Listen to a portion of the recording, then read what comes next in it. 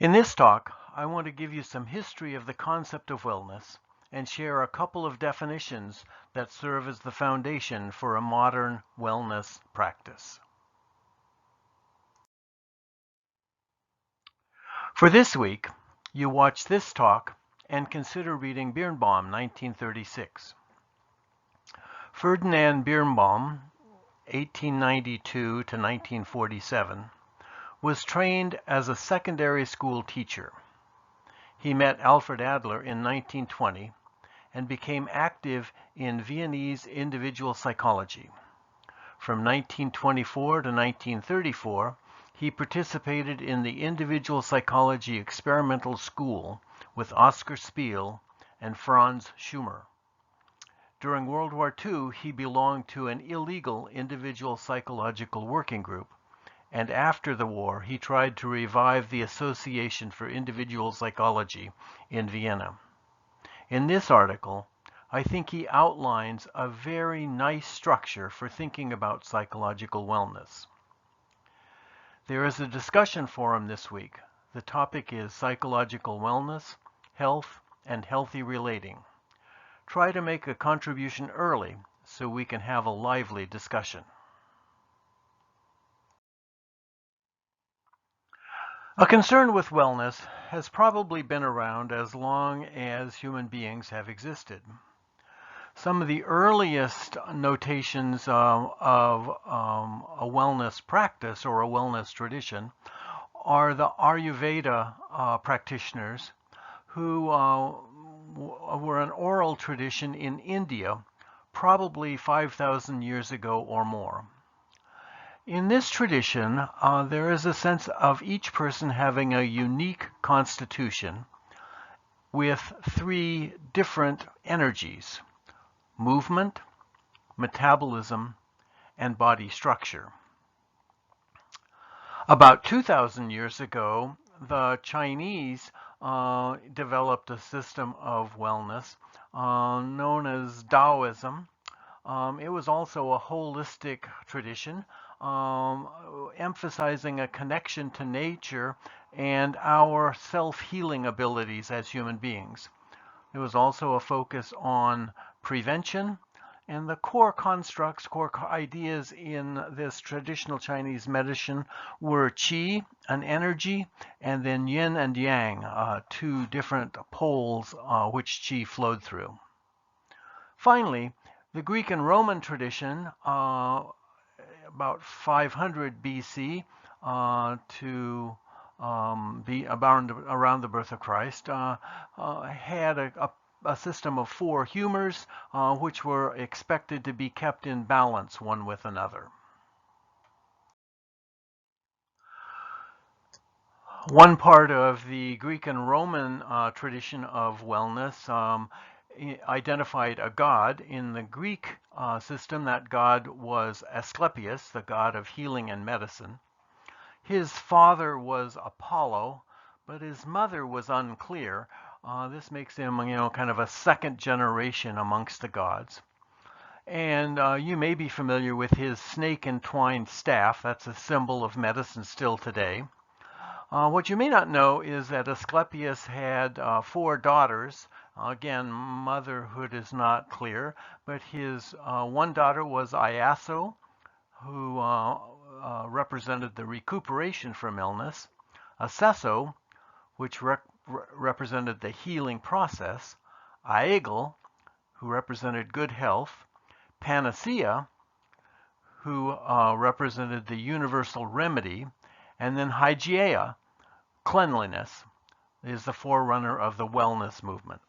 Myers and Sweeney in 2005 suggest that while Panacea was the forerunner of treating people with illness, Hygeia initiated the wellness movement.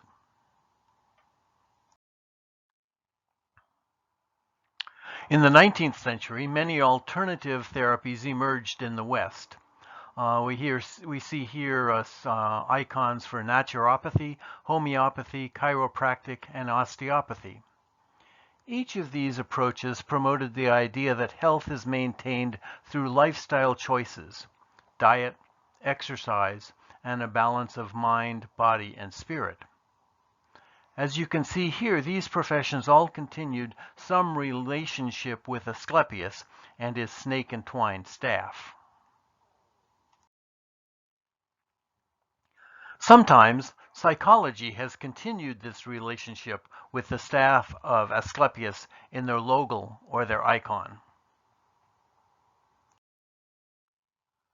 Now, if you don't like the idea of the logo or icon for your profession being a staff with a snake wrapped around it, you can consider adopting Psyche as your icon. She was a beautiful Greek mortal. In fact, she was so beautiful that Venus, the goddess of love and beauty, got jealous and sent her son Cupid to shoot her with one of his love arrows so that she would fall in love with some monster. This plan goes awry when Cupid scratches himself with his own arrow and falls in love with Psyche. This causes a whole big mess, but that is not relevant to our talk today. As early as 1918, Alfred Adler introduced the term Gemeinschaftsgefühl, a definition of positive and healthy style of engaging with the world. Aside from Adler and individual psychology, most of the early work in wellness was in the medical field.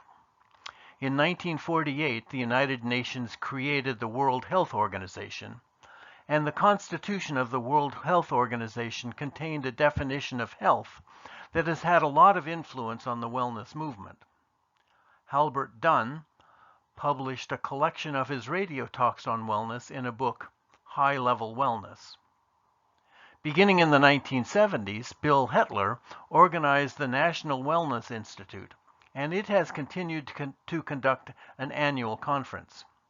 As a matter of fact, he authored one of the models we are covering in this workshop.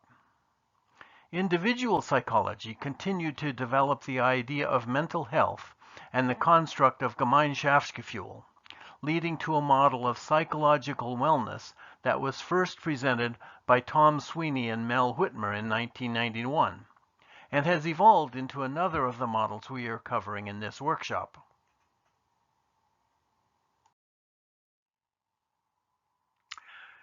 Here is that definition of health from the World Health Organization that I just talked about.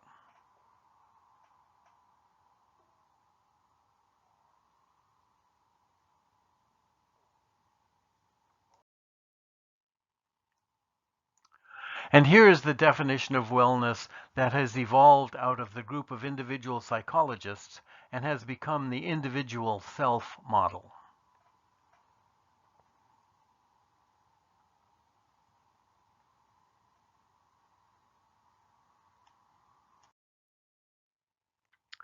In their landmark book on wellness, Myers and Sweeney state that they use wellness as the underlying philosophical goal for all of their counseling interventions and treatment planning. The paradigm shift to a wellness model in counseling includes a shift from healing to growth and from repair to prevention.